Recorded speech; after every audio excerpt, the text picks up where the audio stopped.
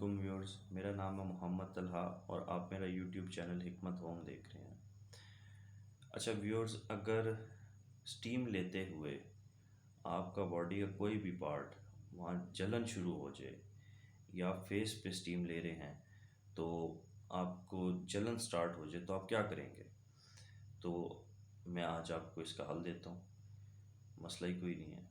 आपने करना इस तरह के पहले चैनल को सब्सक्राइब कर लेना ताकि हमारी हर आने वाली वीडियो आप तक पहुंचती रहे।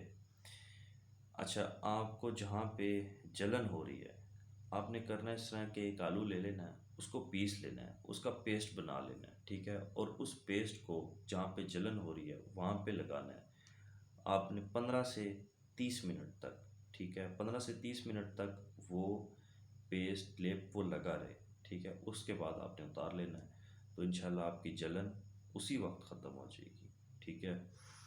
तो अगर आजमाएं तो इसको कमेंट में ज़रूर बताएं, ठीक है, ताकि औरों का भी फ़ायदा हो।